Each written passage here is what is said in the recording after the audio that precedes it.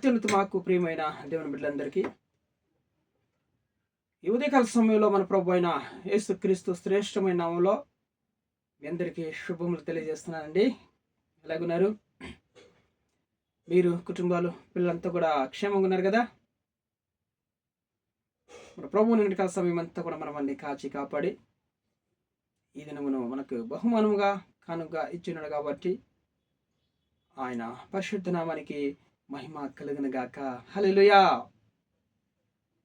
ఉదయకాల సమయంలో మనము వాగ్దానం కోసం ఎదురు చూస్తున్నాము కదా.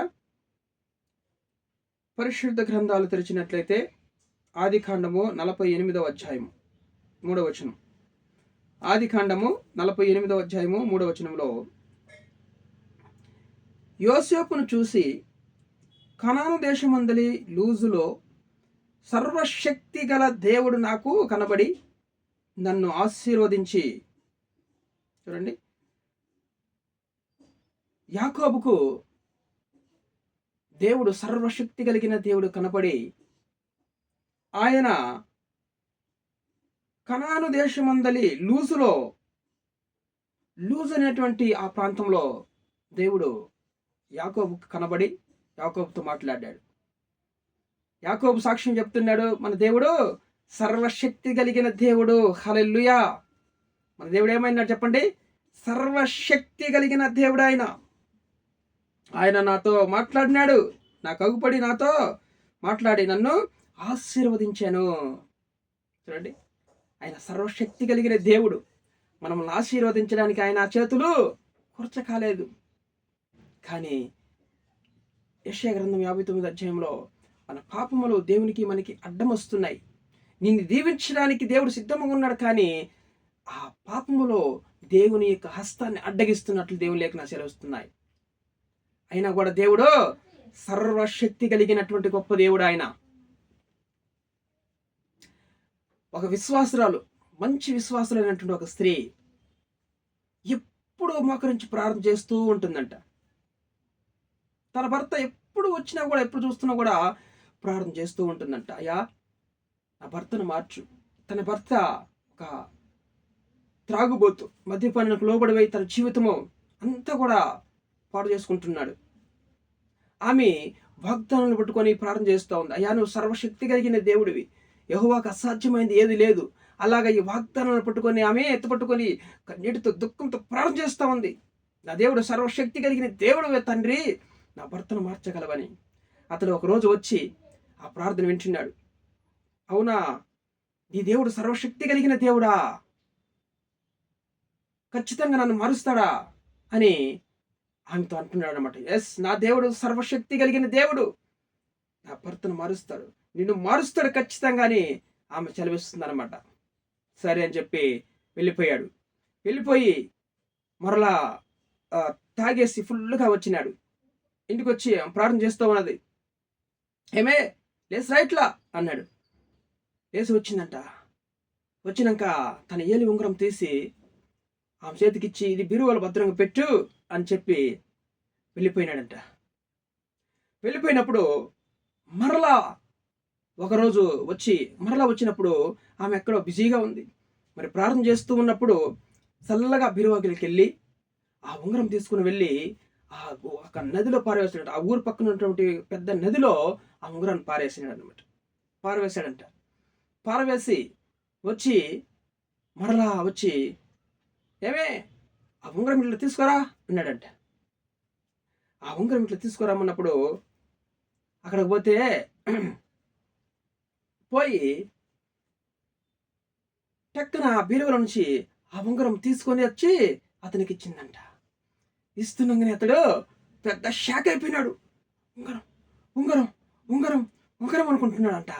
ఏంటండి ఉంగరం అని కలవరిస్తున్నారు ఏంటి అన్నప్పుడు, ఈ ఉంగరం నీకు ఎలాగొచ్చిందా కథ తర్వాతంతా నేను చెప్తాను విను అని ఆమె చెప్పిందంట. ఉదయకాల సమయంలో ఫ్రెష్గా చేపలు ఎవరో తెచ్చుకొని వస్తే చేపలు నరుస్తుంటే అక్కడికి వెళ్ళి చేపలు తీసుకొని వచ్చి నేను కోస్తున్నప్పుడు ఆ చేప కడుపులో ఉన్నదండి ఈ ఉంగరము. అరే, ఈ ఉంగరం ఎలాగొచ్చింది ఇక్కడికి చేపలేకి? ఇది మా యజమాని ఉంగరం కదా, బీరువాలో ఉండాలి కదా అని చెప్పి చూస్తే ఖచ్చితంగా అది నీ ఉంగరమేనండి. మరలా తీసుకొని వెళ్ళి నేను ఆ బీరువాలో పెట్టాను. బీరువాలో పెట్టినప్పుడు ఇప్పుడు నువ్వు అడుగుతున్నాక నేను తీసుకొని వచ్చి మరలా ఇచ్చాను. అవునా, అయ్యా నీ దేవుడు నిజంగా సర్వశక్తి కలిగిన దేవుడు అని తన భార్యతో అతడు చెప్పి ఆయన షాక్ అయిపోయి, నిజముగా నీ దేవుడు సర్వశక్తి కలిగిన దేవుడని ఆమె ఆమెతో చెప్పడము, సాక్ష్యము మనం పలుకుతున్నాం అన్నమాట. ఆమెన ఇతను ఒప్పాడాడు, ఈ ఉంగరం నీకు ఎలాగొచ్చింది?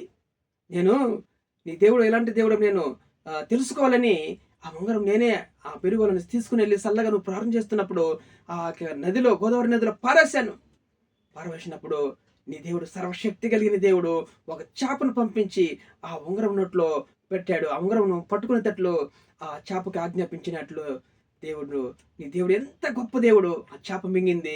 ఆ చేపనే మరలా నీ ఇంటికి పంపించాడు దేవుడు. నీ దేవుడు సాధారణ దేవుడు కాదమ్మా, దేవుడు సర్వశక్తి కలిగిన దేవుడని ఆ రోజు నుంచి ఆ యొక్క త్రాగుడు మానేసి అతడు కూడా ఆమెతో చేతిలో చేరి ప్రార్థించడము చేస్తున్నాం మనం. దేవుని నామానికి మహిమ కలిగిన గాక. నిజంగా మన దేవుడు సర్వశక్తి కలిగిన దేవుడు.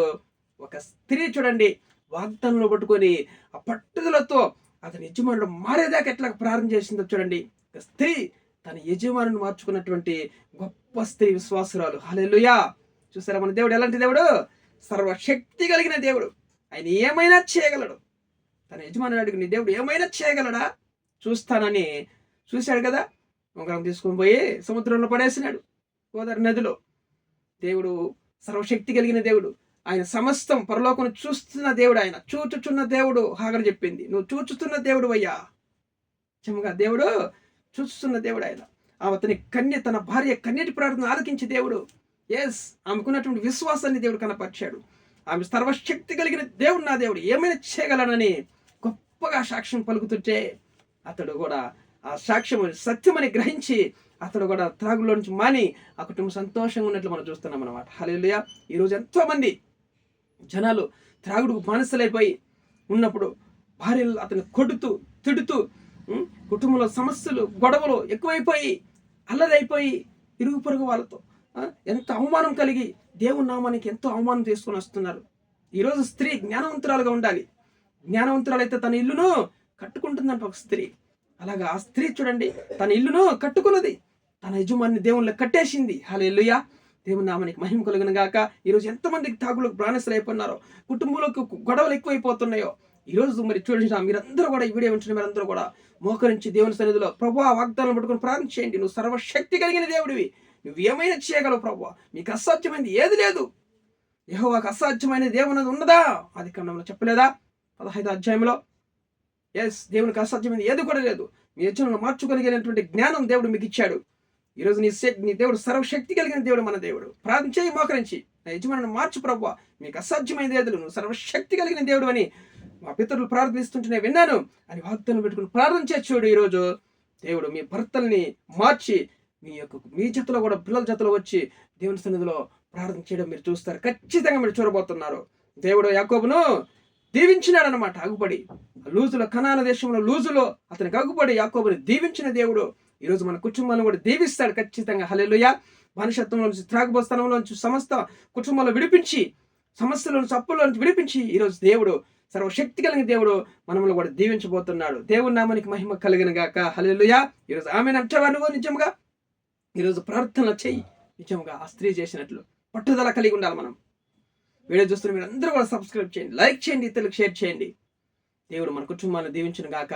ప్రార్థన చేసుకుందాం. ప్రేమ కలిగిన తండ్రి, ఉదయకాల సమయంలో మంచి వాగ్దానం, నువ్వు సర్వశక్తి కలిగిన దేవుడు అని యాకోబు మరి తన యొక్క కుమారుడు యోసేపుతో చెప్పడం మేము చూస్తున్నాం. ప్రభువా నిజంగా నువ్వు సర్వశక్తి కలిగిన దేవుడివి. మా బిడ్డలకు కూడా మేము నాయన ప్రచురించే వారం ఉండాలి, ఇతరులకు మేము మనం ప్రచురణ చేసే వారం ఉండాలి తండ్రి. నిజంగా నువ్వు సర్వశక్తి కలిగిన దేవుడు, నువ్వు ఏమైనా చేయగలవు, నీకు అసాధ్యమైనది ఏదో తండ్రి. ఉదయకాల సమయంలో ఎంతమంది ఉద్యోగాల కోసం ఎదురు చూస్తున్నారో, నువ్వు సర్వశక్తి కలిగిన దేవుడు కాబట్టి ప్రభువా వాళ్ళ జీవితంలో మంచి ఉద్యోగాలు, మంచి కంపెనీలు అనుగ్రహించమని ప్రార్థిస్తున్నాం. వివాహం కాకుండా బాధపడుతున్న వాళ్ళకి మంచి స్త్రీని సమకూర్చు ప్రభువా యేసు నామములో. ప్రతి ఒక్కరికి నాయన యవనస్తులకు మంచి వివాహ సంబంధం సమకూర్చబడిన కాక తండ్రి. అలాగే వివాహం అయ్యి గర్భంలో లేక బాధపడుతున్న ప్రతి ఒక్క గర్భాలు యేసు నామములో తెరవబడిన కాక తండ్రి. ప్రతి ఒక్క కుటుంబంలో మంచి కుమారుని అనుగ్రహించమని ప్రార్థిస్తున్నాం.